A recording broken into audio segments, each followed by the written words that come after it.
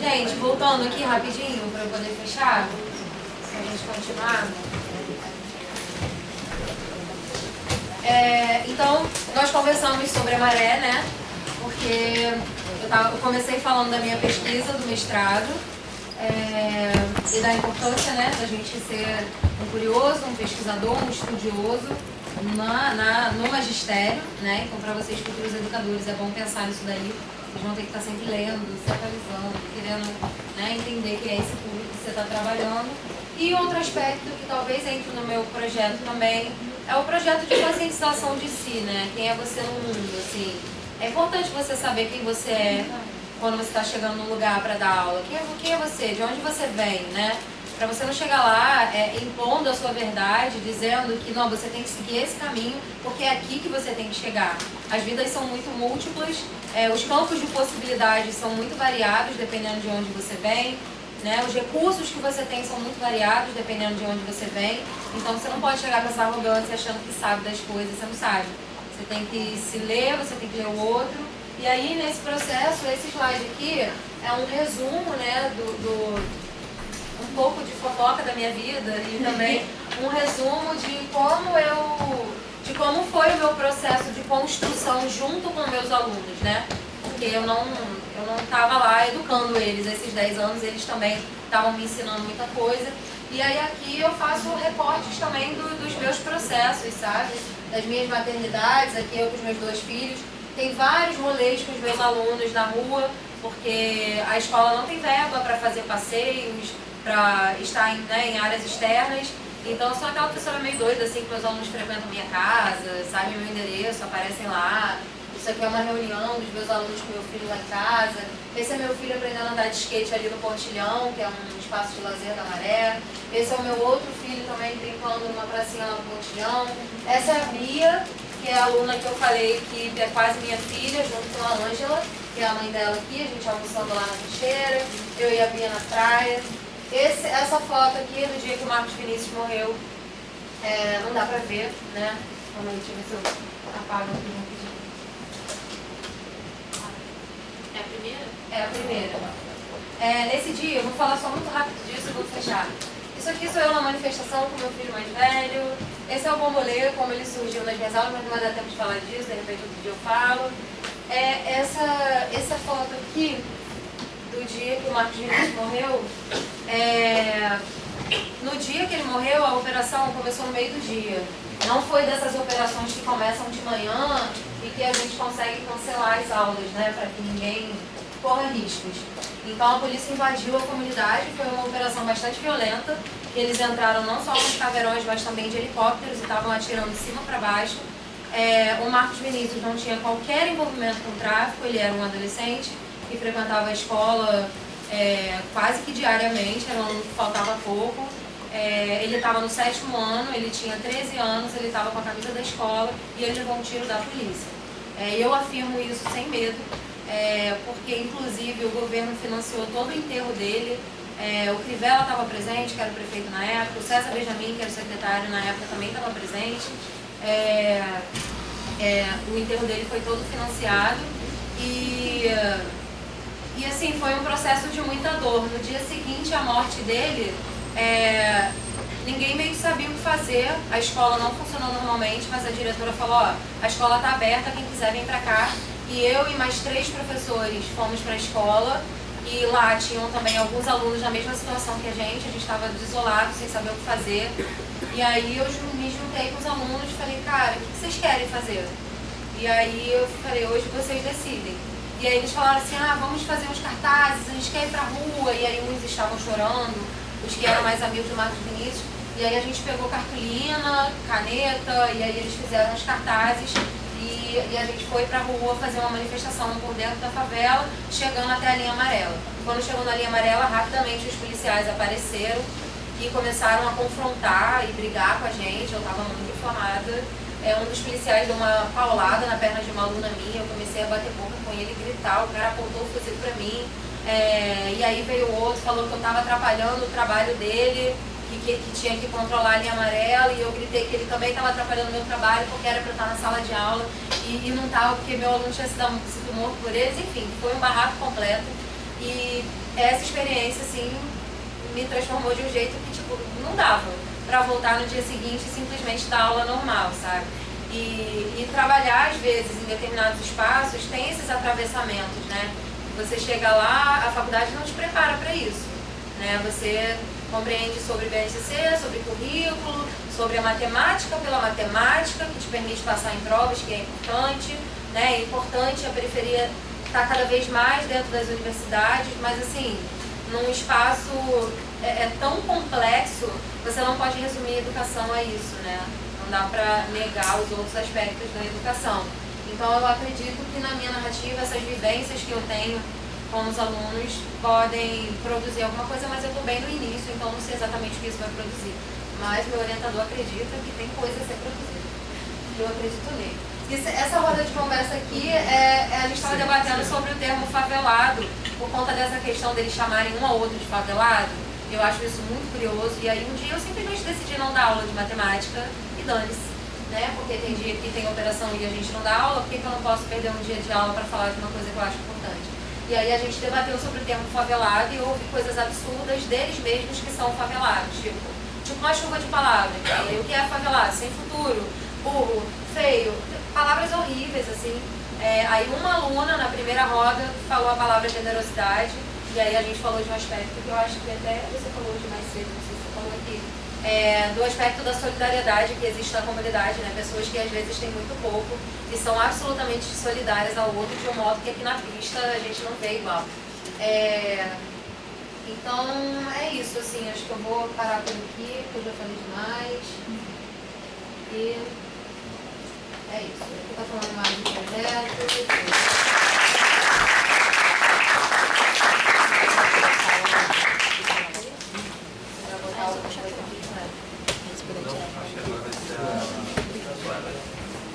Eu vou voltar na foto. Será que alguém cansou alguma coisa? A foto que eu botei no treinando para proteger dos tiros. Não, deixa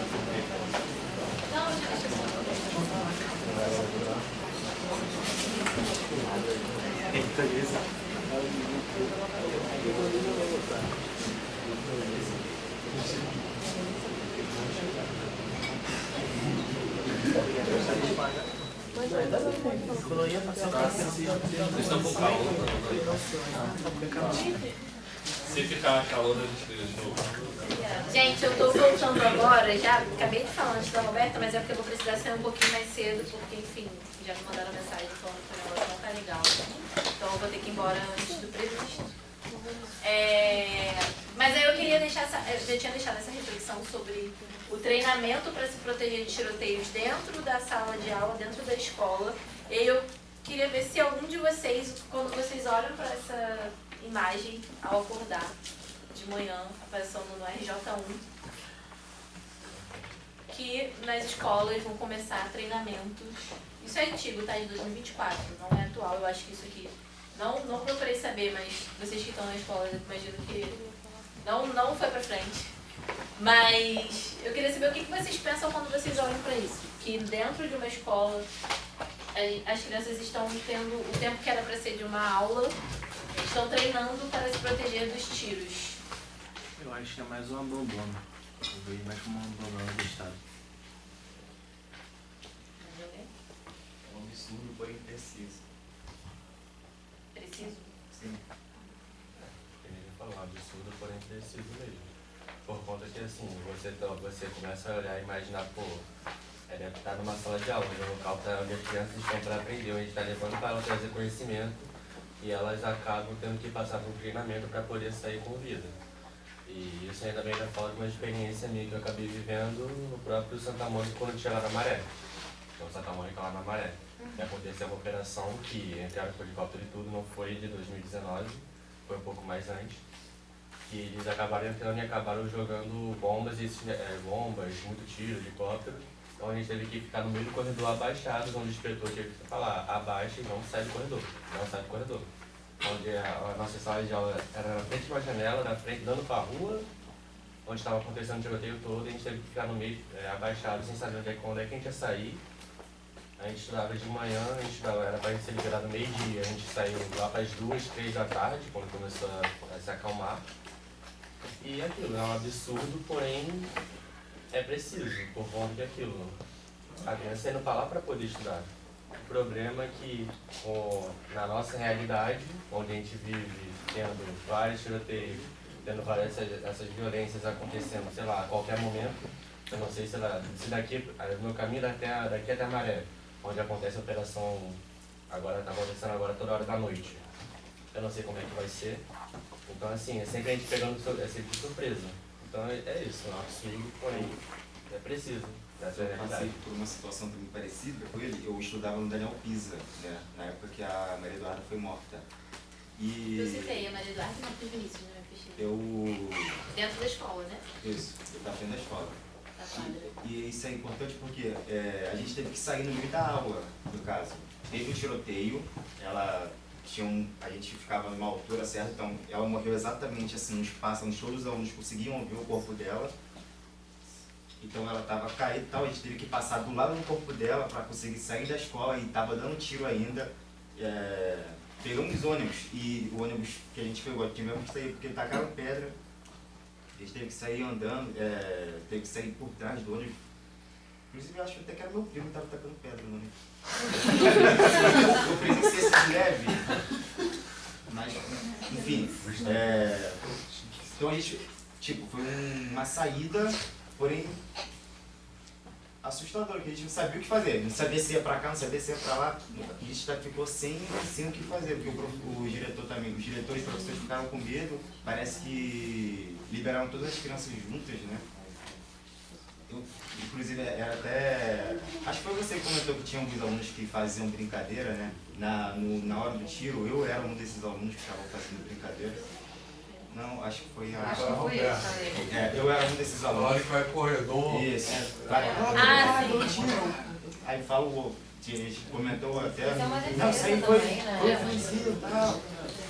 A gente saiu pensando nisso aí. Olhando em volta, todo mundo chorando.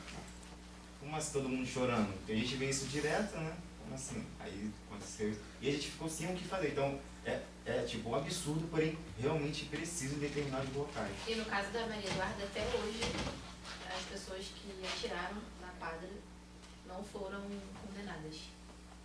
Então, Foi blindado. Até não, mesmo... foi fuzil, né? Um amigo que estava comigo, inclusive, o irmão dele foi o que morreu do lado de fora. O policial chegou e finalizou ele. A gente ficou por isso. Pode.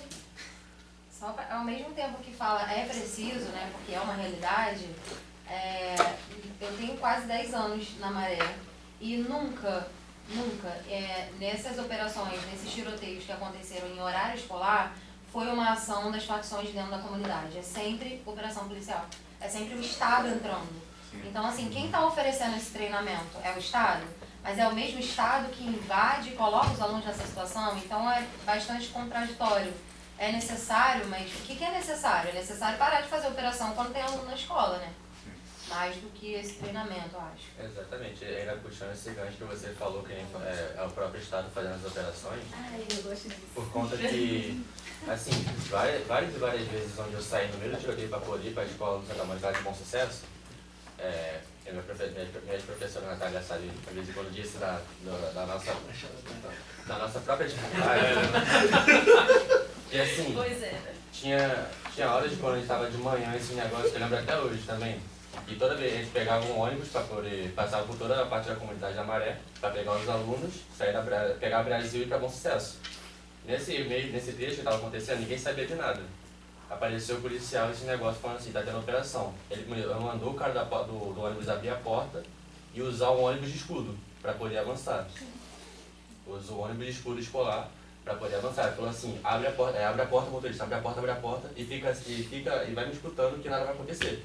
Vai me escutando, vai indo reto e continua com a porta aberta. A gente ficou assim durante uns 10, 15 minutos e todo mundo falou, meu pai amado, se acontecer alguma coisa, a gente falou, eu virei até pro meu amigo e falei assim, cara, a nossa sorte é que assim, quando pede para ter essas operações,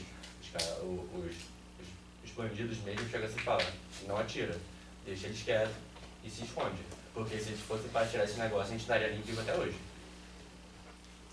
Eu particularmente, eu nunca... Não, depois dela. Você, depois dela. Tá. Eu particularmente, eu nunca estudei em escola até no ensino médio. Eu nunca estudei em escola com esse perigo, né? Ai, que bom. E aí, quando eu fiz o meu ensino médio na Tijuca, no pé do Morro do Turano, no Ebert.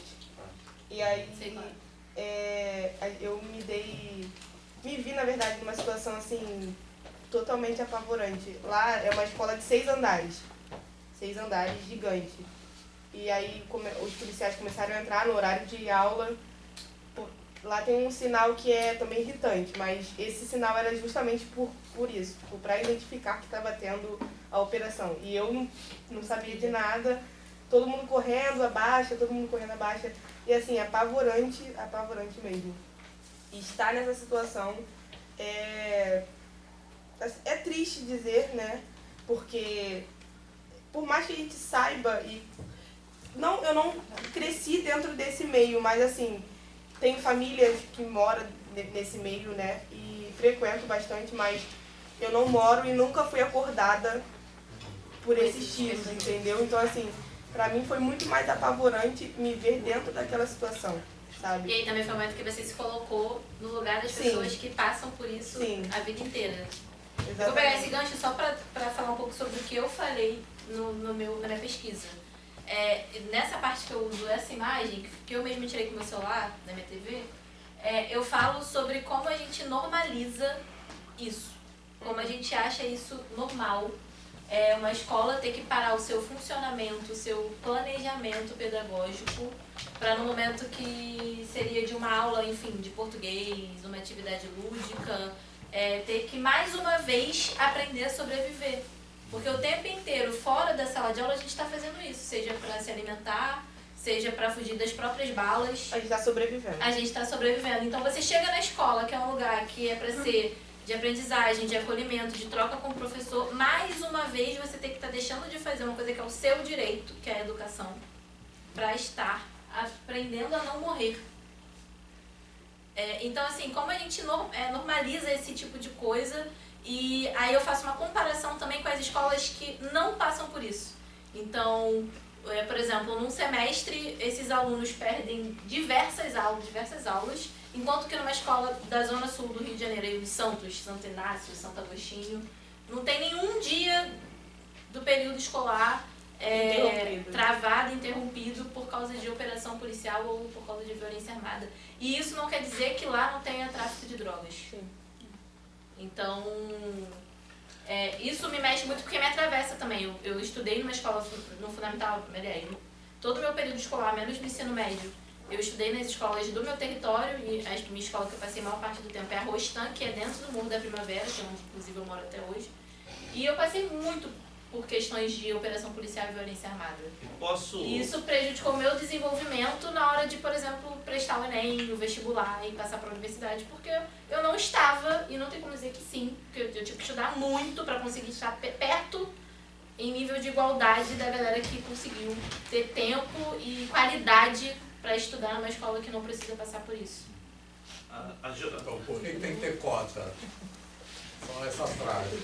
E assim, puxando um pouco para o campo da promoção da saúde e da abordagem do território, essas escolas estão situadas em certas áreas da cidade e certamente nessas áreas da cidade onde acontecem esses eventos, a probabilidade estatística, né, de que as edificações, né, as residências das pessoas não sejam adequadas, eu não vou usar o termo insalubre, mas é assim que a Organização Mundial da Saúde chama.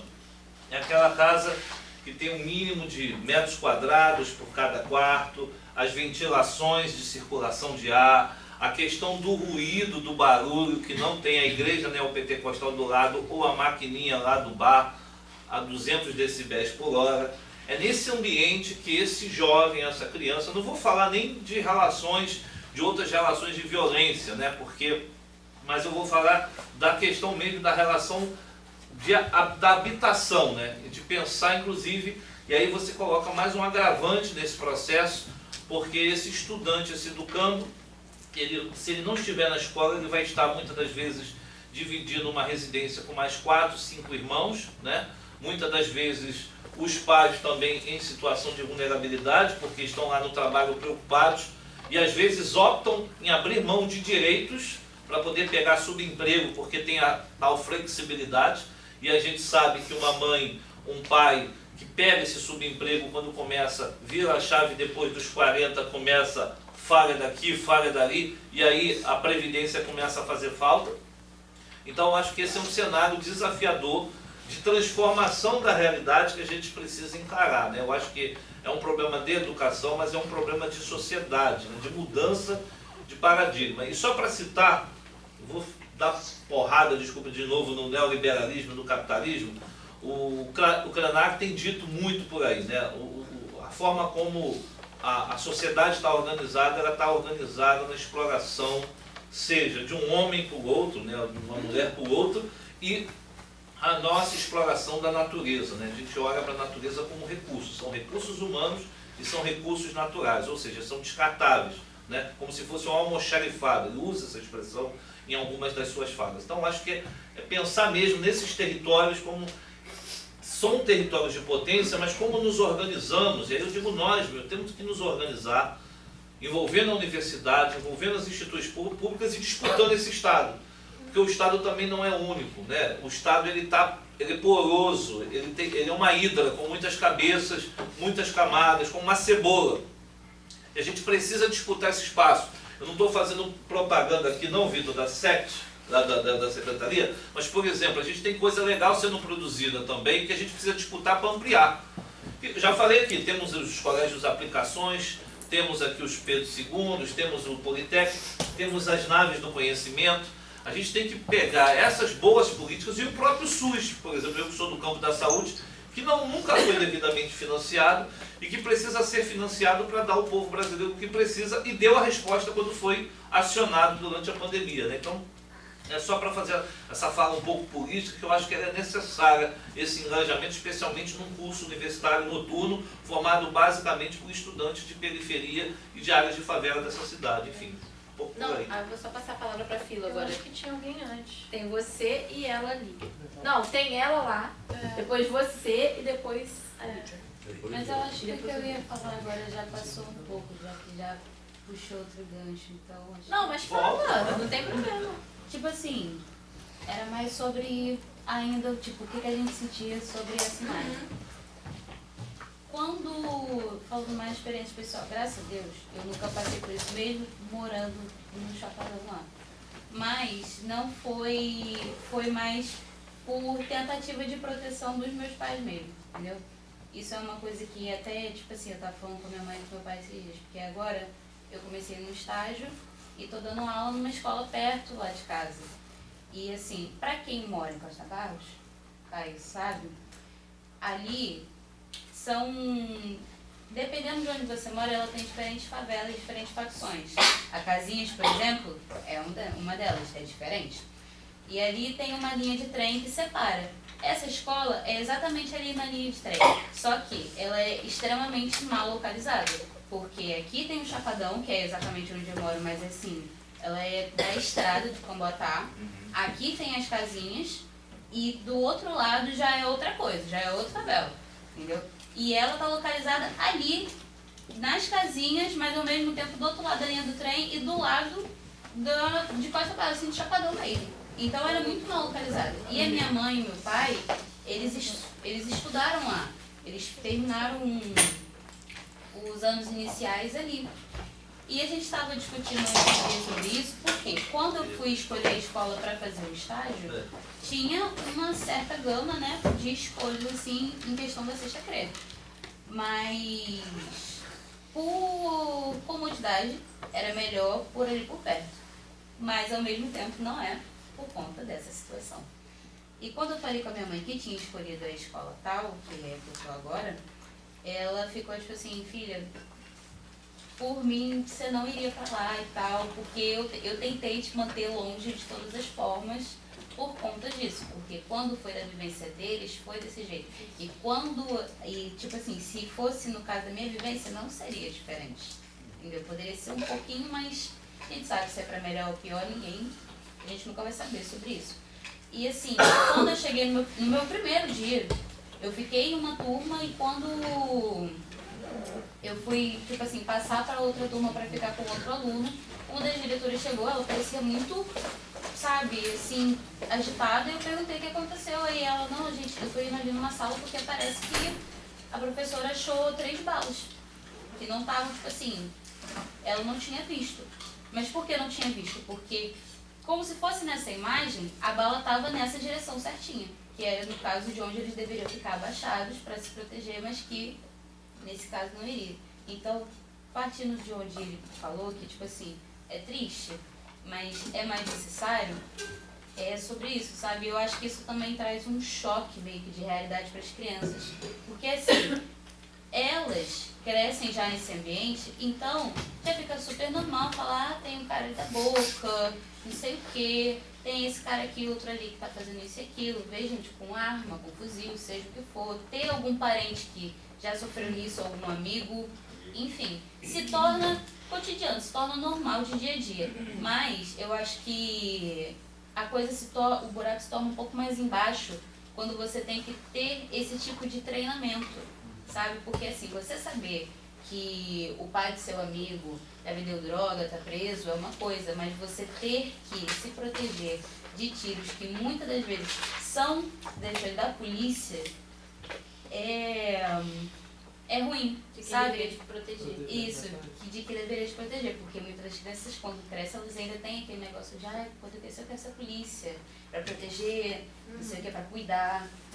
E quando tem isso, e essas situações em específicos que acontecem, infelizmente, esses casos de acidentes e tal, mortes, enfim, ali se quebra uma coisa, sabe? Ali se quebra uma visão, ali se quebra uma realidade que ela pensou que um dia poderia viver, mas que agora, no momento, isso vai atingir ela para sempre. Porque, não, eu moro numa favela, mas, tipo assim, eu não tenho medo do bandido do meu lado, sabe? Porque eu sei que, na verdade, é ele que me protege, entendeu? Por isso que eu tô falando, tipo assim, que eu acho que nesse caso é triste, é necessário, mas também serve como um choque de realidade para as crianças, principalmente, mas pra gente que sai do nosso lugar, ou às vezes não, e vivencia isso, tendo que lidar não só com o que você faria nessa situação, mas com 30 crianças assim que estão desesperadas, que estão com medo, com razão, com pais desesperados, com toda a secretaria, enfim, é uma coisa que deveria ser, acho que, mais falado, sabe? Eu queria colocar 2 situações diferentes, né? Como o Igor falou, né? Foi meu aluno, trabalhei lá no Santa Mônica.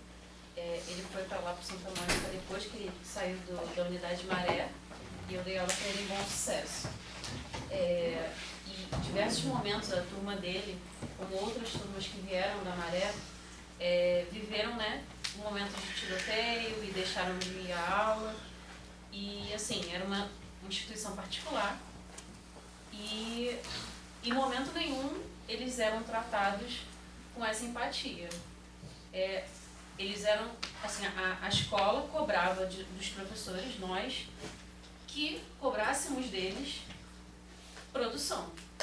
Então, se tinha que entregar o caderno de atividade, que era uma coisa que tinha na época, no dia tal, tinha que entregar.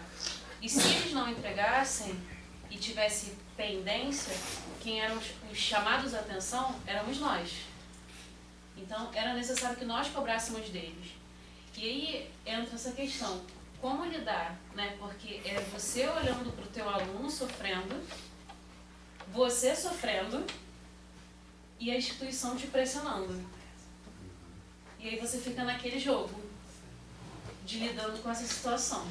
E é o teu emprego, você precisa do emprego e vive nesse embate. Porque assim, a instituição quer ver o resultado. A instituição não quer ver se... Não quer entender o contexto. Não quer entender o contexto. Não quer saber o processo para chegar. Não quer saber. Porque já está dando a bolsa, já está dando... Ainda vai entender? Exatamente. Ainda mais, só puxando rapidinho, dessa parte da bolsa, porque a maioria dos moradores de lá, dos alunos de lá da Maré, eram bolsistas. Só que ainda tinha parte da instituição que escolhia alguns alunos, retirava as bolsas. Tinha alguns alunos que mesmo avisando, a escola reprovava mesmo assim. Aconteceu no terceiro ano do ensino médio com meu melhor amigo, que é o Gabriel, que estava tendo operação. Ele avisou para... Ele tentou sair de casa, ele conseguiu sair de casa, avisou que chegaria atrasado. E assim, ele chegou 15 minutos atrasado, teria como fazer a prova, só que não deixaram ele entrar. Aí ele reprovou e quase ele repetiu o terceiro ano. Ele só não repetiu o terceiro ano porque ele foi reclamar, ele reclamou com a dona da escola, falou assim: você quer que eu já saí no meio do tiro, arrisquei a minha vida, eu fiz isso, fiz aquilo, e você não me deixou fazer uma prova que eu poderia fazer rapidinho e ir embora. E aí, assim, eu acho que é muito importante a gente ter disciplinas como essas, porque isso não é dito. Né? E a gente, na posição de professor, às vezes a gente quer ter essa sensibilidade com o aluno, mas a gente também está naquela posição do meio do caminho, entendeu? De preciso do emprego e tenho o meu aluno.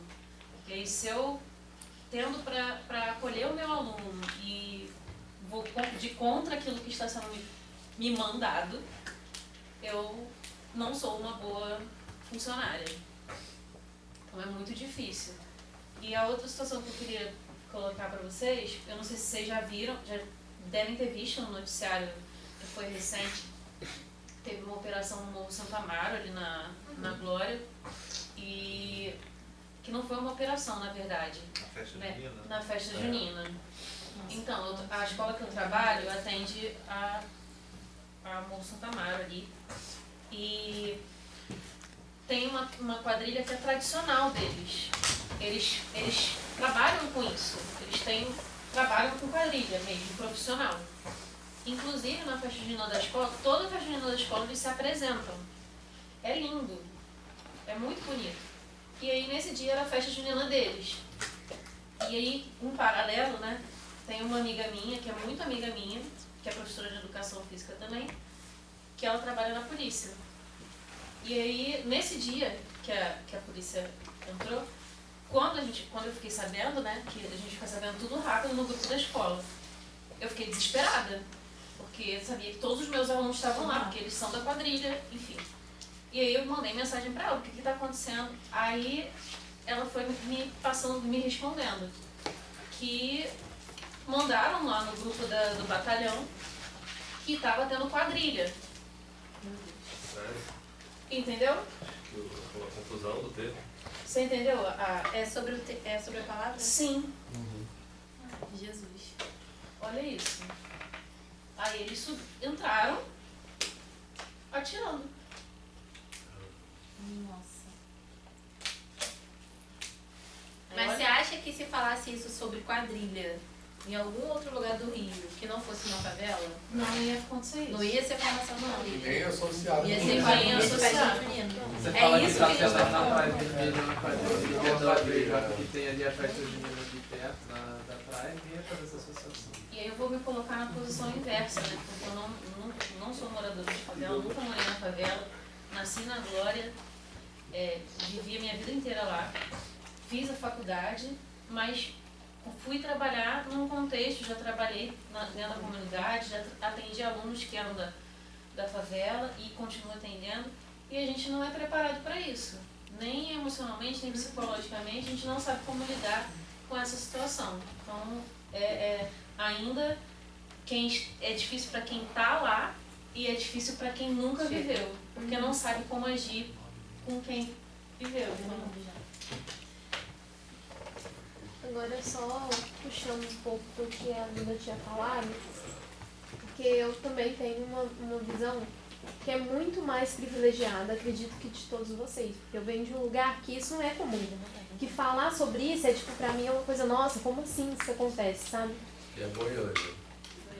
E eu... É Goiânia? Eu vim de uma cidade meio que de interior, que é pior ainda, porque tem menos isso.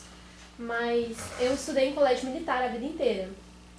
E teve uma época, acho que em 2023, 2024, que teve uma movimentação, um bafafá, que falava que ia ter massacre, que ia entrar com uma arma na escola. Teve umas notícias assim. E no meu colégio, quem teve treinamento foram os militares, para proteger a gente. Em outras escolas da nossa periferia, de uma cidade pequena, não teve isso. Então é tipo assim, o que a gente estava discutindo sobre necessário.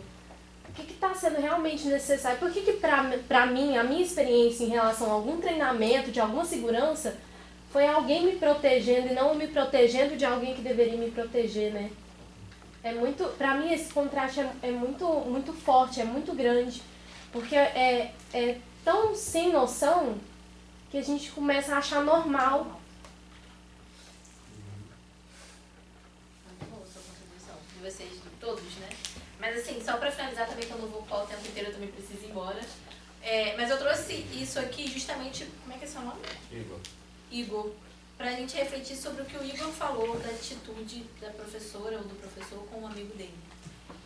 Eu falei na aula anterior, amanhã vocês serão os professores de matemática dessas escolas. Então, de escolas que enfrentam esses conflitos, seja por operações policiais, em sua grande maioria, seja pela violência armada do dia anterior, das facções criminosas. Vocês é que vão atuar com essa realidade. Muitas vezes, no contexto de alunos que, enfim, a casa em extrema vulnerabilidade social, alunos que às vezes vão para a nave do conhecimento, porque lá é um lugar de silêncio e um lugar onde eles conseguem abaixar a cabeça no computador e dormir.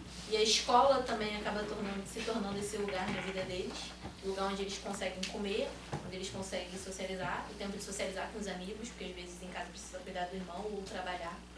Então, é pra gente refletir essa realidade que muitas vezes a gente não aprende na universidade. Eu não aprendi, então, não aprendi, mas eu vivo, porque eu ainda moro na minha comunidade, mas muitas vezes a gente aprende a aplicar, mas não para diversos contextos. Então, acho que eu trouxe um pouco isso pra gente sair daqui hoje, refletindo a atuação de vocês como professores, professoras de matemática. Então, essa reflexão mesmo. E é isso, gente. O Vitor queria falar.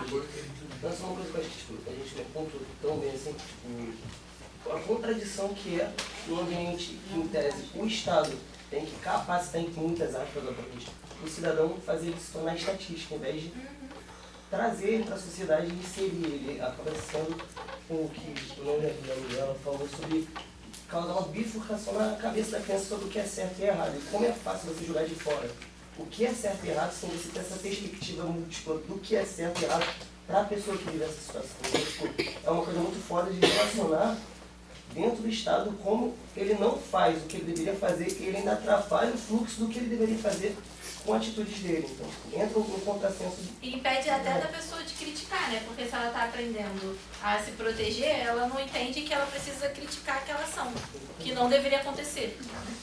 O pior é entender que essa exatamente é a ideia do Estado. É isso mesmo que ele está fazendo tudo certo. Ele está fazendo um projeto político para afastar essas pessoas. Né?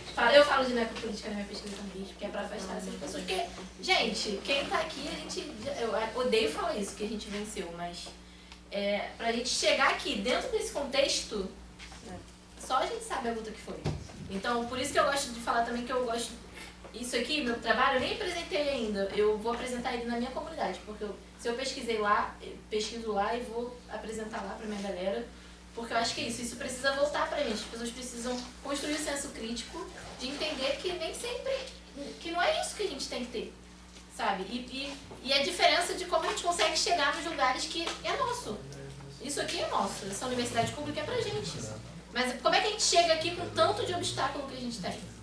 Então, acho que é pra gente também refletir sobre isso. Então, eu O queria... Vitor quer falar e eu encerro pra eu também não falar, porque eu já peguei muito tempo. Tá, queria falar algumas coisas. Na verdade, são dois lados dessa questão. Pegando um pouco a fala essa última fala da Suelen e também da Natália, e o exemplo do Igor, da professora que tem essa atitude, né, assim. E uma coisa que a Natália falou é assim, que muita gente não tem essa discussão nos cursos de licenciatura, né. Nos cursos de licenciatura que vocês fizeram, vocês já terminaram, acho que eles não. Tem pouco tempo, mas... Então... Não é muita referência. Então, não tem, que eu queria falar por que tem essa disciplina? Para ter essa discussão, né, assim. Porque eu falei isso no primeiro dia de aula, 2 semanas atrás para vocês, mas conforme as aulas vão passando, eu acho que isso vai ganhando mais significado. A gente ainda tem, eu acho que isso aparece muito na atitude da professora que o Igor relatou, a gente ainda tem muito uma formação de professores que é muito assim, centrada no conteúdo, né, assim. E com isso, e a gente tem que ter uma formação de professores centrada nas pessoas. Com isso não quer dizer que o conteúdo não é importante.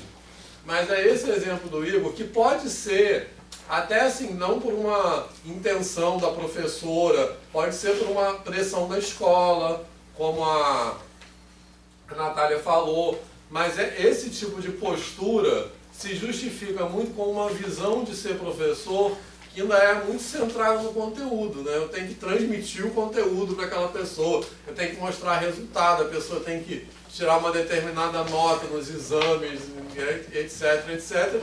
E a gente coloca a pessoa em segundo plano, né? Assim, acho que isso fica muito evidente. Então, e a gente ainda tem um modelo de curso de licenciatura, rapidinho, que passa essa ideia, porque ele é muito focado em como ensinar isso, como ensinar aquilo. Então não existe assim como ensinar fração se você não leva em consideração para quem e onde você está atuando, né, como professor. Então a reflexão é o que é ser professor, né, assim. E essa disciplina ela tem muito esse papel, né? Ela foi pensada para isso, rapidinho, como eu falei também 2 semanas atrás. E um outro lado que eu queria falar, que eu acho que é importante, que essa atitude, né, tipo assim, o Gabriel, amigo do Igor, que chegou 15 minutos atrasado e a professora não deixou fazer a prova, isso também acontece aqui dentro da universidade, né, assim. Pois é, rapidinho. Então tem esse lado também. Então, uma coisa que eu acho que vocês têm que refletir que é importante, como a Suelen falou, é que vocês serão esse professor e essa professora no futuro, né, assim. Então, de novo, por isso que essa disciplina é importante. Se a gente tem um curso de licenciatura que só discute como ensinar função, como ensinar fração, a gente muitas vezes pode passar pela graduação sem ter essa reflexão. E o outro lado é que espaço nós estamos ocupando na universidade, qual é a importância de ocupar esse espaço. Então, a Suelen falou agora há pouco, para a gente chegar aqui, como é difícil para a gente chegar aqui. Então, por que tem que ter política de ação afirmativa? Para as pessoas ocuparem aquele espaço, né, assim. Que como o André relatou, as dificuldades são tantas, né, assim, que, quer dizer, é tão desigual que por isso se justificam as políticas, vamos dizer assim, compensatórias. Mas, só para fechar, elas não se justificam só por isso, né, assim. E eu acho que aí as políticas são políticas de acesso, que eu acho que a gente já avançou bastante, mas a gente precisa avançar muito nas políticas de permanência, que é isso, o professor na universidade não fazer isso que a professora que o Igor relatou fez, e que acontece muito, chegou atrasado, não deixa fazer a prova, e se teve tiroteio na sua comunidade, o problema é seu. Essa é uma atitude que acontece muito na universidade, e é o que eu digo, o termo que eu uso, é uma universidade que não se territorializa. O que eu quero dizer com isso? Uma universidade que não entende onde ela está, e não quer entender, né? Não está nem aí. Né? Onde ela está, quem são as pessoas. E aí só para... Então é importante pensar, porque vocês vão enfrentar isso aqui dentro, né, Bruno? Não, só para fechar, tem ele, depois dele, depois... Ó, esse debate se deixar a gente fica o dia inteiro. Só para fechar, que eu acho que a última coisa que é importante, que é a importância dessas políticas de ações afirmativas, e aí eu quero dizer acesso e permanência. Permanência está muita coisa a mudar. A universidade oferecer condições para que você possa ficar ali. Isso tem muita coisa que mudar. E a principal coisa é a cabeça dos professores que tem que mudar. Mas, enfim, por que isso é importante? Primeiro, por uma questão de justiça, né? Assim. E outra, porque as pessoas, moradores de favela, pessoas negras, periféricas, enfim, etc., tem que ocupar aquele espaço, porque se não ocuparem esses espaços, essas questões nunca serão discutidas dentro daquele espaço. Então, por exemplo, o TCC da Suelen, que ela acabou de falar, quem vai falar sobre isso dentro da UERJ ou dentro da UFRJ? São as pessoas que estão naqueles lugares. Né? Assim, então, além dessa questão de justiça, tem essa questão também. Ocupar aqueles espaços, vamos pensar a universidade como um espaço de poder, no certo sentido, mas outros espaços de poder para que essas discussões estejam ali dentro. Acho que é isso. Mas aí tem ele ali que eu esqueci o nome. Luiz. Luiz, depois Bruno, depois Pedro. Fala. Então, é porque falando isso que o senhor disse, me lembrei de um professor que eu tive ano passado lá na UF. 2 professores, na verdade, que eles tinham isso na aula deles, falavam, olha, na minha aula, se vocês trabalham, moram em outro estado, é só avisar que eu não vou dar atraso nem falta para vocês. Mas tinha um professor lá de geometria que uma menina, no primeiro dia de aula, ela avisou, mandou tudo. Aí no segundo dia de aula ela chegou, era 15 minutos atrasada. Sendo que esse professor se atrasava 10. Então ela só estava 5 minutos atrasada. Só que quando ela entrou em sala, ele falou, não, você não vai entrar na minha aula porque você está atrasado. Ela, não, professor, mas aí conversou tudo. Aí ela aceitou que ela, sair de Maricá para Graguatá em Niterói é chão. Aí quando ela chegou tudo, mas o tempo todo na aula ele soltando piada. Aí no final ele falou, gente, se vocês trabalham no horário da minha aula, eu recomendo vocês saírem. Mas é aquilo, eu não vou deixar ninguém morar comigo, então vocês escolhem, vocês fazem faculdade ou trabalho. Em compensação, eu tive outro professor, que ele até estava fazendo estágio aqui com o Gerard, que ele disse que se vocês trabalhassem, não pudessem frequentar a aula dele, era só avisar que ele não ia dar falta, mas claro, se tivesse, tinha que mostrar que você trabalha. Não tava, tipo, vou faltar a aula que eu vou na chopada. Tinha também que mostrar pra ele que se você estava trabalhando, você estava com algum problema. Ele disse que ele tem essa mesma visão que vocês, que para mudar o futuro, tem que começar de baixo para cima, não é direto, vai no reitor. E o reitor já está com a cabeça dele formada há 30, 40 anos, que não vai adiantar nada no futuro. Tem que ser para nós que somos o futuro, que somos futuros professores, licenciados, que vai realmente mudar. Porque é mais fácil, pra gente agora que está zerado, a mesma coisa quando você entra em uma profissão. Eu sou do ramo de restaurante. É mais fácil você pegar um garçom do zero e treinar, do que você contratar um garçom do restaurante X e inserir ele no teu restaurante, só que ele já vai vir com um moldado de uma outra doutrina, de outro aprendizado. Mesma coisa no mundo da educação. Foi provocado, hein? Mas sempre nunca se esquecer da questão da sua classe. Tem que organizar a luta entre os pares, porque se for um sozinho, vira meritocracia. Né? Então é importante se organizar enquanto trabalhador, organizar enquanto estudante, reivindicar. Esse reitor não quer estudantes se organizem. A gente viu quanta coisa o movimento estudantil conquistou. Bandejão aqui na UFRJ foi porque a reitoria foi ocupada. Nunca se esqueçam disso. Então, assim, é importante a gente entender essa coisa de nos unirmos em torno de causas, né, de uma utopia, reconstruir isso mesmo. Porque senão a gente acaba, não estou dizendo que você está errado não, mas eu estou reivindicando, né, essa luta coletiva. Foi o que eu disse, que você não vai, então, foi o que eu disse, um professor não vai conseguir mudar a cabeça do reitor. Mas se você juntar a turma toda, ensinar ela, moldar ela, que a educação muda, a educação transforma, aí sim, assim vai conseguir. Aí sim vai conseguir. Foi isso que eu quis dizer. Os alunos conseguem transformar muito mais até do que os professores. Eu acredito. Então, só comentando isso aí, que para quem estuda no integral isso é bem comum. Né? Porque tem tiroteio, tem situações acontecendo na cidade toda, os professores aqui vivem uma realidade paralela. Os professores do noturno são privilegiados, né? Acho que eles têm um pouco de senso que por eles mesmos cancelam as aulas, né? Mas no integral isso não funciona. Né? Eu posso citar um caso que aconteceu acho que em 2018, não sei se vocês vão lembrar, teve greve dos ônibus lá do diesel, não sei se lembro exatamente o que aconteceu, e as provas aqui continuavam. Os alunos entraram no desespero, né? Quem é da Zona Sul, privilegiado de Uber para cá assistir aula, e quem não era que se lasque. E não tinha ônibus. Não tinha ônibus. E os caras manteram a programação normal. Ah, vai ter prova, vai ter não sei o quê. O problema é seu, né? O problema é seu. Aí, ainda bem que o DCE se movimentou e agora a reitoria lança uma nota. Olha, tá tendo operação, então não é para contar presença, não é... Vocês podem dar aula, vocês querem tanto dar aula, né? Mas não conta presença, não pode dar prova.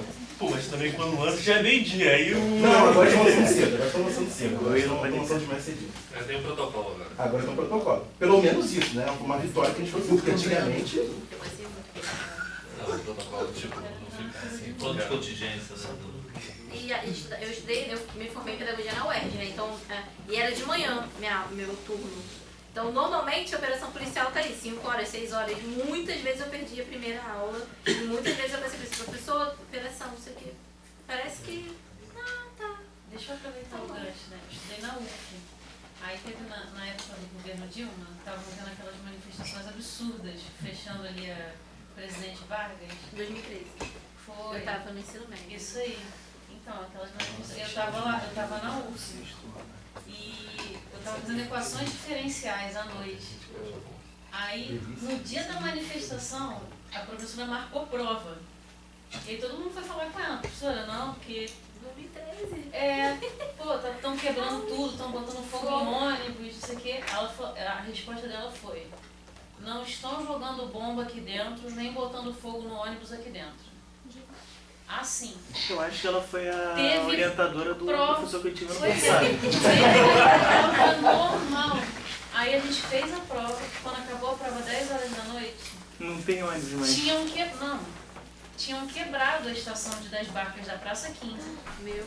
E tinham posto um fogo num ônibus na entrada da ponte. E com certeza ficamos todos presos lá. Todos nós presos lá. Ano passado o Mas motivo ela foi não, porque ela por vem isso. cá. Ano passado eu fiquei preso em Niterói. Ano passado eu fiquei cara, preso em Niterói assim. Mora do lado da universidade, nem tava na universidade. Foi no dia que aquele navio acertou a ponte? Não, foi porque teve um... Não lembro agora se foi feriado, teve algum problema. Aí cortaram os ônibus vindo pro Rio. E já tinha passado a hora das barcas, só que eu tinha prova e o professor não cancelou. Aí quase que eu dormi em Niterói. É você que curte. Eu falei, não, melhor. Na Gente, época era em Volta Redonda.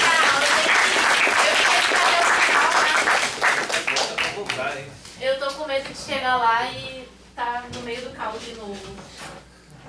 E se cuidem, vocês que moram em Piedade, gente, o negócio não tá legal, hein? Cuidado na hora de voltar. Tchau, prazer, viu? Tchau, gente.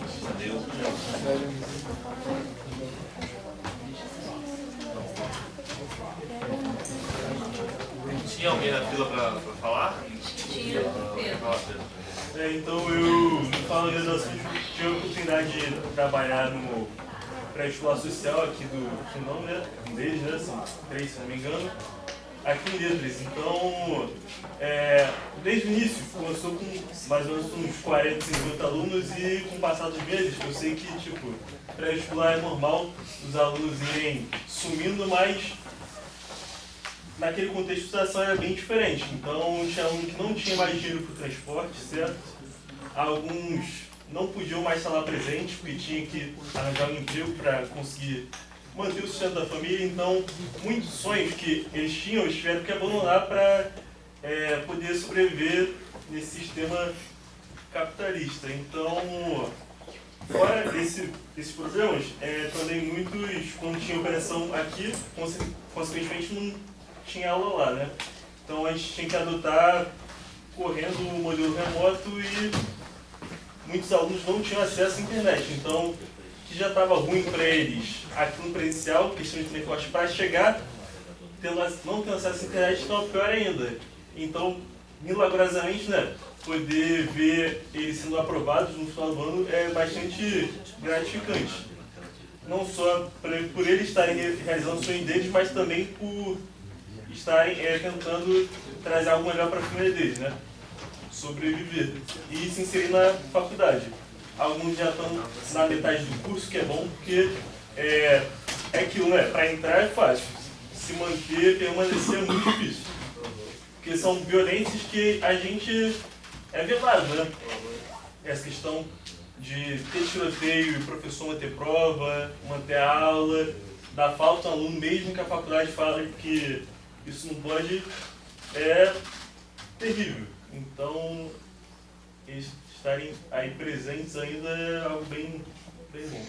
Eu penso muito assim, possibilitar que esse aluno faça a prova, que esse aluno fique aí, que esse aluno tenha mais tempo de curso para se formar, todos que tenha restaurante universitário, que tenha transporte, tudo isso, não é apenas, isso que eu acho que politicamente é importante, não é apenas uma questão de justiça para aquele indivíduo, é também isso, tá?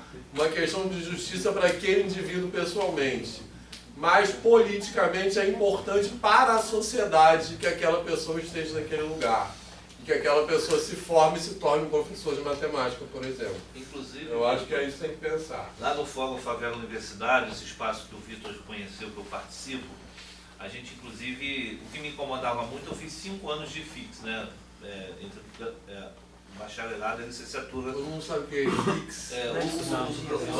O campus da UFRJ, o Instituto de História lá no São Francisco, desculpa. Estudei à noite, trabalhando o tempo todo, sempre já era pai, caramba, 4.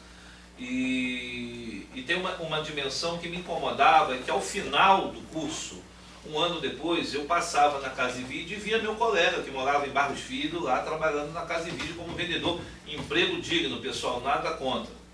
Mas quem eram os privilegiados já estavam lá no colégio santo não sei o quê, santo não sei o quê. Eu lembro que tinha um colega que trabalhava até nas empresas do Eike Batista, outros nos gabinetes de deputados. É engraçado como esse capital cultural, né? Bourdieu explica muito bem isso, né? Para quem tiver curiosidade, é um capital simbólico, né? Como isso é herdado, é passado, né? E aí uma das discussões, além da permanência, Vitor, é como construir e fortalecer esse capital social de quem não tem um tio que é professor universitário, de quem não tem um pai, né, que de repente está num instituto de pesquisa, né? Porque a gente percebe que isso também faz diferença nessa competição silenciosa. E eu acho que é interessante nessa produção de segregação da favela, é uma segregação dos corpos, né? Alguns corpos em alguns locais da cidade não é bem-vindo. A gente vê isso com as operações de verão, durante o verão do Rio de Janeiro, as praias cariocas. A gente percebe, é só contabilizar onde estão os equipamentos de cultura da nossa cidade. Eles estão concentrados numa área da cidade. O restante, né, quem tem acesso à literatura, uma biblioteca, é só quem mora numa determinada área da cidade, né? Isso sem contar os diversos atravessamentos. E aí, uma coisa também interessante, você falou do sonho aqui, que isso me chamou a atenção desse documentário, que eu recomendo que vocês assistam, Nunca Me Sonharam. É um documentário que trata a educação, um documentário de 2017, tem coisas novas aí para a gente discutir, mas é muito, muito interessante para perceber a educação pública em todo o país e perceber os desafios que a educação tem para a transformação da realidade. É como esse sistema corta pela raiz os sonhos dos estudantes periféricos. Nunca vou esquecer que eu estudava no Colégio Estadual João Alfredo e Vila Isabel à noite, e da minha turma todos falaram que ninguém disse que ia fazer pré-vestibular ou pré-vestibular em lugar algum. Da minha turma que se formou naquele ano, ninguém disse que ia fazer, ninguém. E eu particularmente só fui acessar a universidade algum tempo depois, por conta também daquela coisa assim, de ter aquela esperança no fundo, né, que eu entro numa bolsa de numa universidade privada, essa bolsa minha é cortada no meio do caminho, e eu tinha a opção de tentar para a UF, na época da vestibular não era Enem, e o FRJ. Eu lembro que eu fui o último colocado ao FRJ, o problema é o 46º. O 45º daquele semestre fui eu, que tirou 0,25 em Química, que não é, as exatas nunca foi o meu forte, ainda mais de um estudante. Porque era a prova discursiva, então a prova eu acertei, alguém me deu 0,25, porque não podia zerar. Essa era a lógica. Mas eu acho que esse documentário vai ajudar vocês a ter essa reflexão. Alguém já viu esse documentário? É didática, na didática que eles passam esse documentário. Pelo menos é o professor que... mas é um documentário que serve para diversas reflexões, né? Como é que isso, o sistema tolhe, né, vai tirando os sonhos das pessoas de sonhar com a universidade. Esse ponto que você falou, inclusive, eu trabalho sou professor de 3 anos, mas eu faço um tipo de locução. Fazia locução quando estava me formando, Eu faço bastante na casa de inclusive. Sim, essa sim, visão de sim, fazer. sim. Então, tipo, é muito também essa visão de trabalho digno. Como eles dignificam um trabalho que é uma escravidão reformulada. Sim, Por sim, exemplo, não. Teve um ano que eu... Depois da pandemia, eu tava muito louco sem mercado. Cara, o mercado é surreal. Eu ficava o dia inteiro lá falando, cara, e tipo, as pessoas se matando o mês inteiro. E é que você vive ali, tipo, eu trabalhei no Megabox uma época. No Megabox tem comida, tem tudo lá. Você vive ali. Você vai, entra, bate ponta, almoça, janta, lanche da tarde, o café da manhã. Você sai, volta, gasta seu dinheiro ali e fica nesse ciclo. Você ganha seu dinheiro, gasta ali. Ganha e fica nesse vício. E aí, se você fosse um filho da classe média, de uma determinada elite, não vou nem falar elite não, um pobre premium, você estaria nas consultorias da Firjan, nas consultorias do IBGE, mesmo recém-formado, e não seria a Casa e Vídeo. Esse capital social que eu falo. Porque eu via isso, um colega era chamado para fazer uma consultoria de história da arte para a novela da Globo. E pra gente o que sobrava era isso, eu trabalhei no Detran, só que eu trabalhei muito tempo com projeto social, então o projeto social acabou me sugando e a vida me levou para isso. Mas seria Detran, seria trabalhar de atendente, seria trabalhar de casa e vídeo, eu trabalhei numa loja que não existe mais, um trabalho lazer de atendente. Então, eu trabalhei no Bob's, pessoal, então assim, tá falando com alguém que virou chapa do Bob's, ganhou menos do salário mínimo. Eu trabalhei, então assim, carteira assinada. Então, o que eu quero dizer é que esse capital social, né, cultural, melhor dizendo, ele não nos é relegado. E como é que nós, na coletividade, um professor como o Vitor, por exemplo, que tem essa sensibilidade de aproveitar essas oportunidades. A gente estava ali fora, estava falando sobre mestrado. Pessoal, em determinados circuitos o mestrado, ele já te diz na tua cara, tu não vai passar não, tu não vai passar na prova de inglês. Quando você tem um professor que começa a te incentivar e dizer vai, faz, né? Você que é mãe, pô, diz assim, não, você não vai ter com quem te deixar, como é que você vai estudar para a prova? E a dissertação, olha, né? E pessoal, isso tudo é para te desanimar, né? Então, e aí quando chega, né? Você precisa fazer um bico, alguma coisa, né? E aí vai depender dos territórios. Alguns territórios é isso, é trabalhar de garçom numa festa, trabalhar não sei o quê. E aí chega de novo. Eu lembro que na época era Sesc, Firjan, tinha umas consultorias, Rede Globo, a Globo tem um CPDOCA lá da Globo, que hora e hora chegava lá na UFRJ para selecionar aluno. Mas eram os mesmos, pessoal. ONGs, Gaia Internacional, né? Então era sempre aqueles estudantes que estavam na Argentina todas as férias, estavam em Paris, estavam não sei aonde, conhecia, falava o professor, oi tia, que eu vi, ninguém me contava não, né? E às vezes ia para a noite fazer, acho que até era trabalho etnográfico, eles iam para a noite para fazer algum tipo de etnografia, porque não se viam ali naquele espaço do curso noturno que na história marcadamente você vê que à noite a grande maioria trabalha e de dia é uma playboyzada que só estuda e que tem uma grande parte privilégio, pessoal, privilégio de poder, enfim, não trabalhar e quando trabalha em coisas boas. Eu sou radicalmente contra esse negócio de prova de inglês na seleção do mestrado, ainda tem isso. Tem. Não, calma. Mudou bastante. Aqui do PEMAT eu me inscrevi pro Profimat, tinha passado também. É totalmente diferente, já é mais acessível pra gente. Eu sou bastante deficiente. Aqui você faz a questão, você faz adicionário, você pode consultar. Mais ou menos. Responder em português já ajuda eu fiz o meu assim. É uma questão. Não, uma só. Uma só. Não, duas. A minha tinha 5 para escolher 2. Certo? Mas a resposta são depende. Eu sou. E apto ou não apto, né? Não impacta na nota. Mas a questão. É isso que está no estado. Mas a questão é a seguinte, eu sou voto vencido lá no PEMAT. Você tiraria. Eu acho que não é ter uma questão ou duas questões, eu acho que não tem que ter a menção à palavra inglês em lugar nenhum no edital, nem no regulamento, porque a menção a essa palavra uma mensagem que diz isso aqui não é para vocês. Então eu acho que a questão é essa. Por mais fácil que um dicionário seja, acho que é assim. Mas depois... Não, a gente está com um avançado da hora.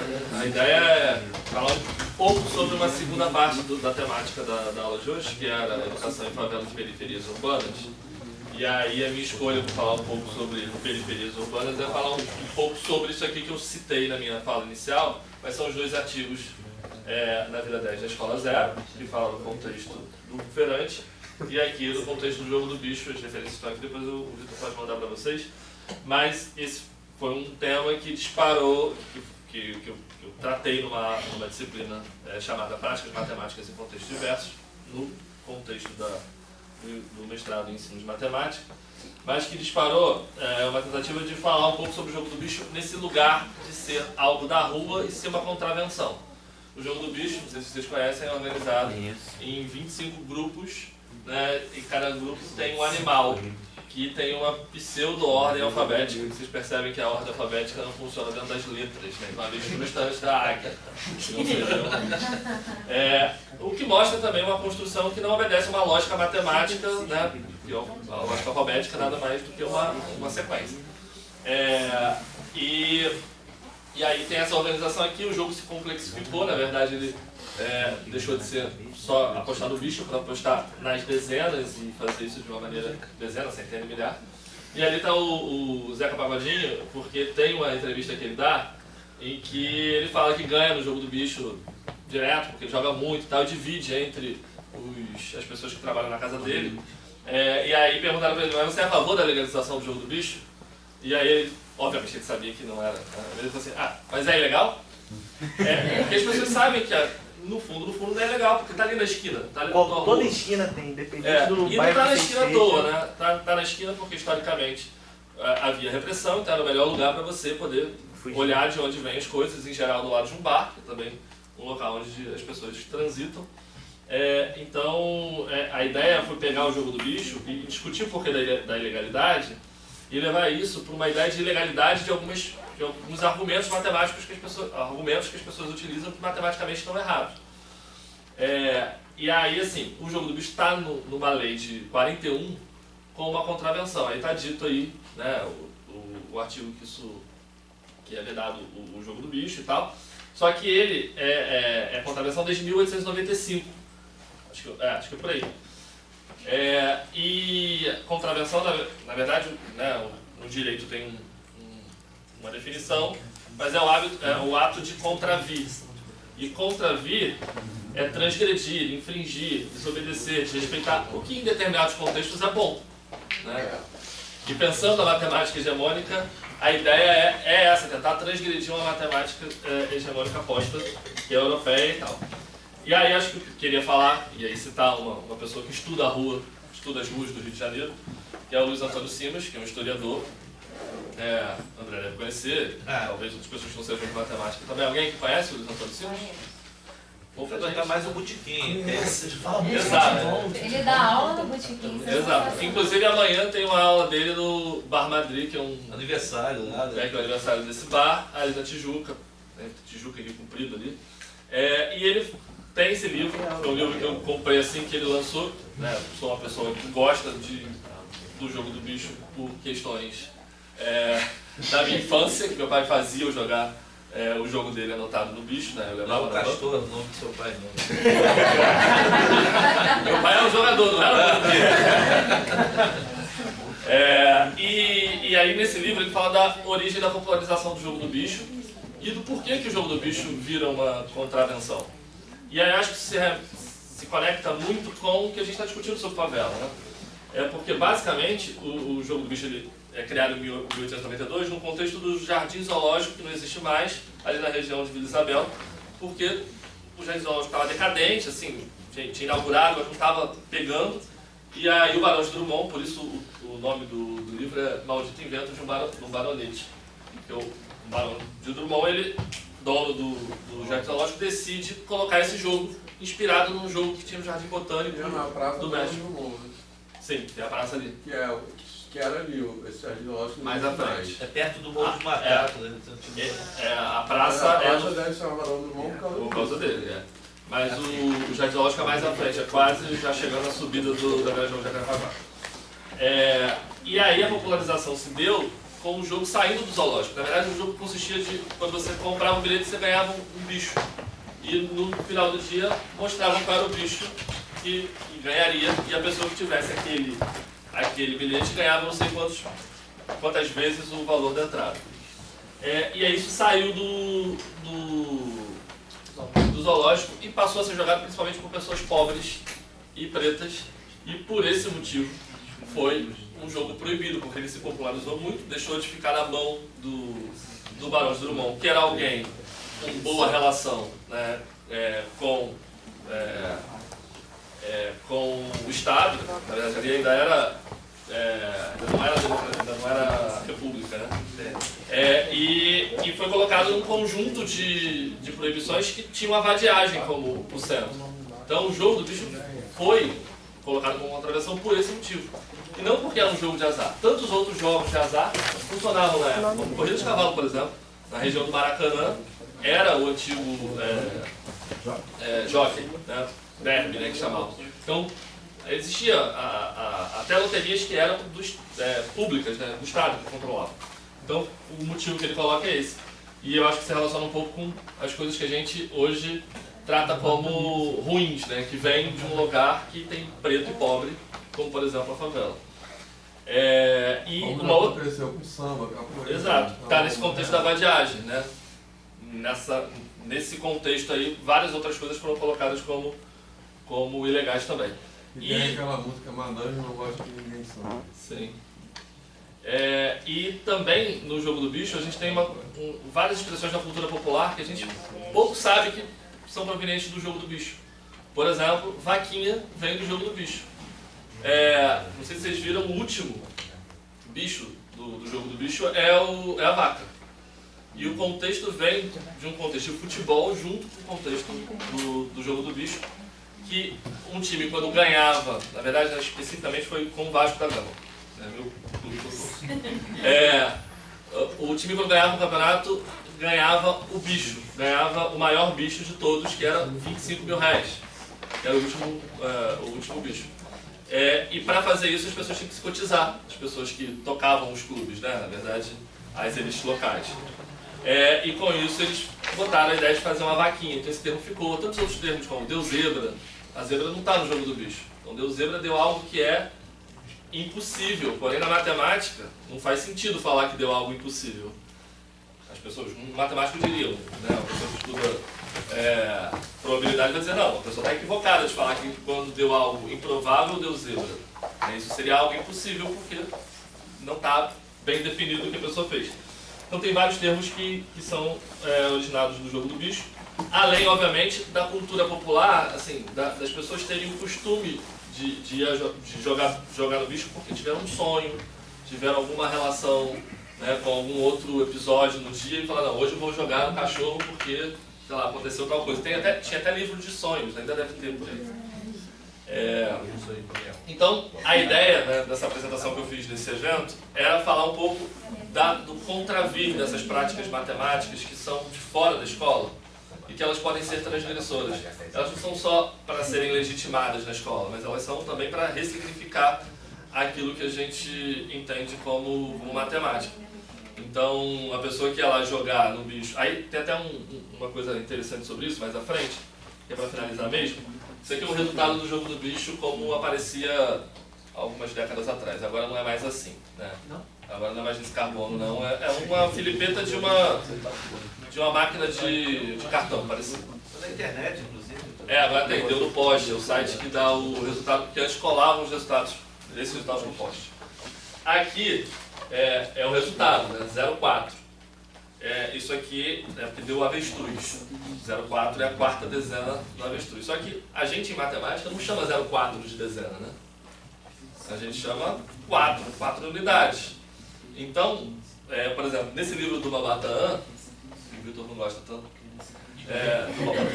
mas nesse livro do Babataan, ele critica, por exemplo, em determinado momento, esse uso abusado, né, de dezena e centena para coisas que não são centena. Por exemplo, 000 para o jogo do bicho é uma centena.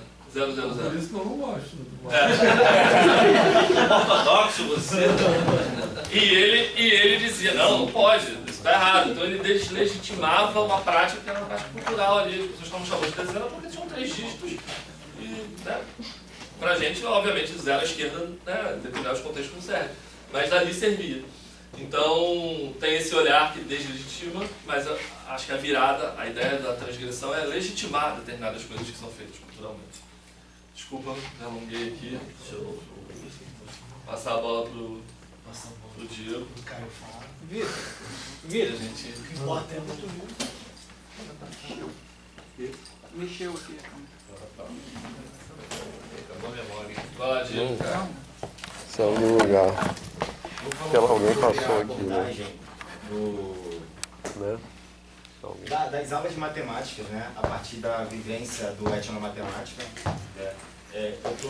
eu trouxe pro Recriando Raízes, que é onde eu trabalho, uma abordagem mais voltada para a prática sociocultural das crianças em meio à comunidade, né? Venho trazendo atividades que envolvem, né? Tanto as suas vivências como alunos, como as suas vivências como, de certa forma, trabalhadores, porque muitos deles trabalham na banca dos pais, das mães, etc. Então, eu venho trazendo essa abordagem voltada nisso, né, para eles terem o reconhecimento de que a matemática ela não é só feita ali no papel, mas sim feita a todo momento. No vídeo mesmo do Diego, ele chegou a citar o mototaxista, né? Que é uma abordagem que eu venho trazendo também, trabalhando com mototaxista, trabalhando com as lojas, né? Trabalhando com o fato deles soltarem pipa também, que eles estão ali envolvendo, no ato de comprar pipa, comprar linha, eles estão fazendo cálculos matemáticos, né? O que tem que gastar, quanto custa tal coisa, quanto custa ali. Então, essa abordagem que eu vim trazendo a partir do etnomatemática, que traz exatamente isso, né? Abordar a vivência sociocultural deles e minha matemática, mostrando que a matemática ela não é só um fruto do imaginário da sala de aula, que é 1 mais 1 é 2, 2 mais 2 é 4, vou ter que resolver, vou passar para a direita, passar para a esquerda, saindo disso e indo mais para o contexto deles mesmo, na vivência. Eu fiz umas atividades já, só que o Vitor até pediu para me mandar para ele, só que eu esqueci. Eu usei hoje, eu fiz o que está no livro, né? O método informal, né? Na verdade, eu fiz o método formal, que é colocar exercícios de matemática que envolvessem a vivência deles. Então, eu coloquei exercícios que tinham o nome das ruas onde eles moravam, tinham o nome das escolas onde eles moravam, tinham exercícios que envolviam as lojas de roupas que as meninas no caso, os estudantes falavam para mim das lojas. Inclusive eu botei até a foto da loja da minha mãe, que elas me chamam Caio Eduardo Barbosa da Silva, porque minha mãe acabou falando mesmo para elas. Elas me chamavam de tio, agora é só Caio Eduardo Barbosa da Silva. Caio Eduardo Barbosa da Silva, você não fez isso. Então eu acabei colocando essas roupas também, já trazendo essa vivência deles na prática. Eu acho que a Afra de Matemática é um pouco isso também, né?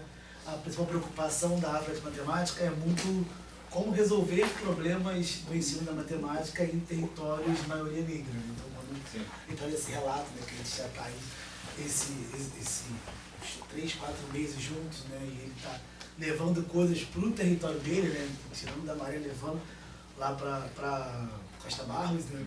Aí para mim já valeu o objetivo do projeto em relação a essa parceria com a Prame. Mas a Afra de Matemática é muito além de um prefixo, né, do afro aqui para etnomatemática. Né?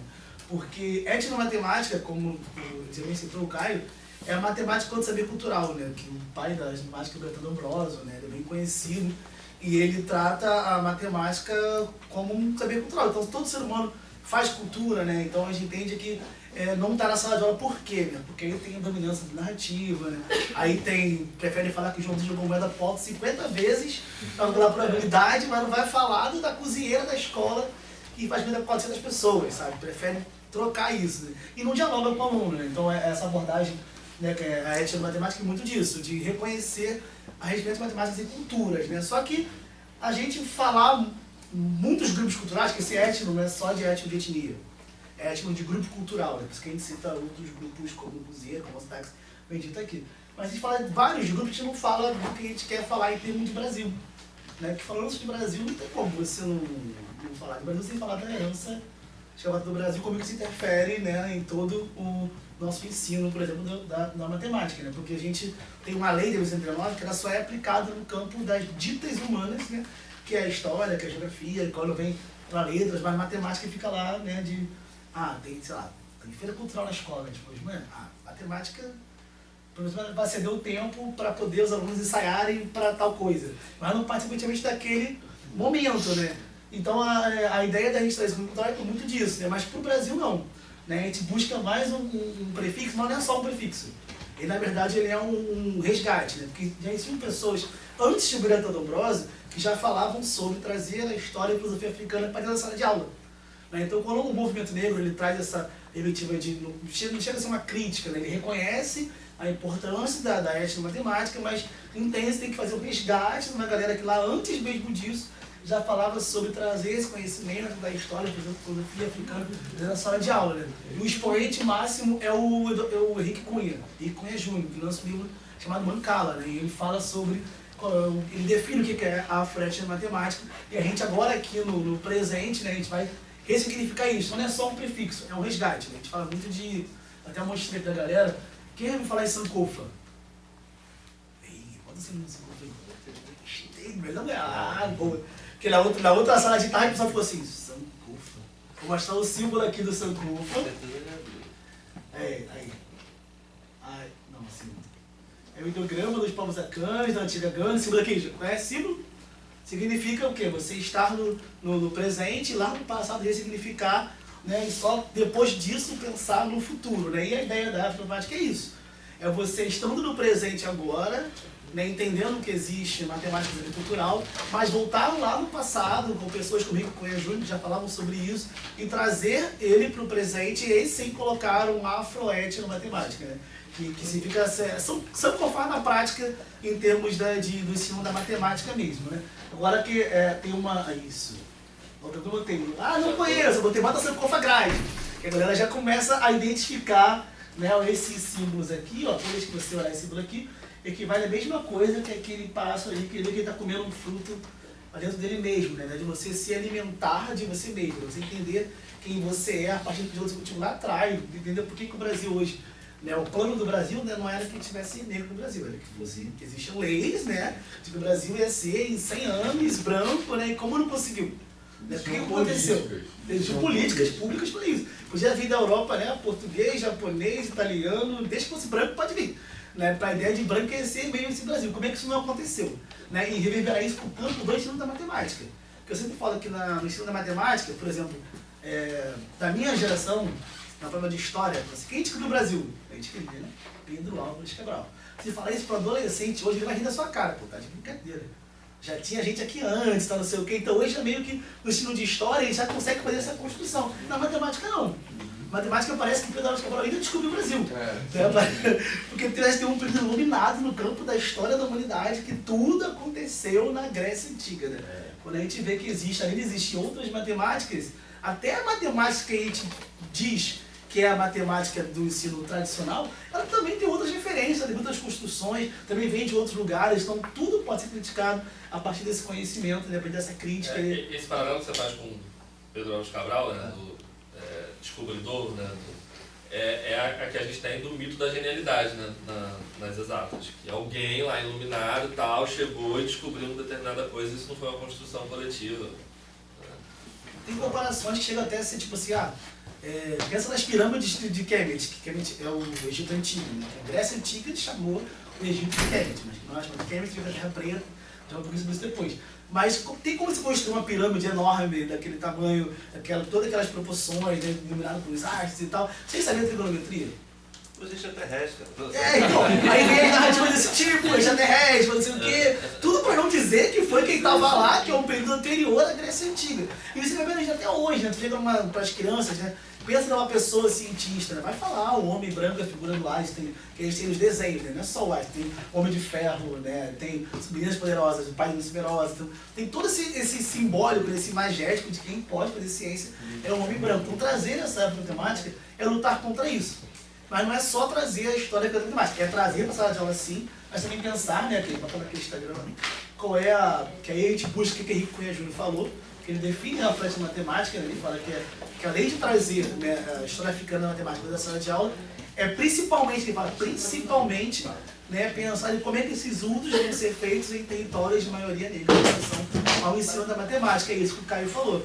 Quando ele vai lá para a área dele e pensa quem são aquelas crianças ali, qual é aquele território, e a partir daí ele vê que aquela criança é ele monta a aula dele. Então, isso é a matemática na prática mesmo. Então, é isso que a gente vai fazer como projeto. E essa é a proposta lá na Maré, da Altitude, que é o projeto que parceria com a Pran, que o Caio Bolsista construiu com a gente. Resumi muito, mas é isso. Valeu. Tá bom.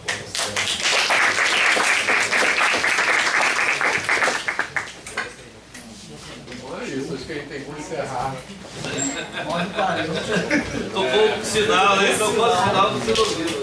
Então, semana que vem, Educação do Campo. Tem um dia aí que a gente vai tomar aula de matemática. O cara tem que fazer trabalho pra agora são dois. Se ele aceita, pode botar exemplo. Se for com exemplo, meu trabalho tá pronto. Ah lá, velho. Vou fazer o meu, vou te mandar isso, dá uma olhada pra ver como é que Não é, mais 2 páginas.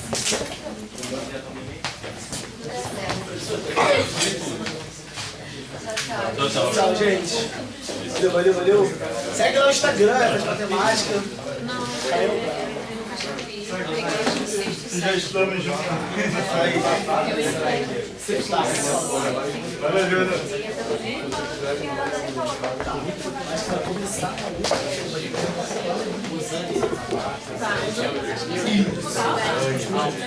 Tá.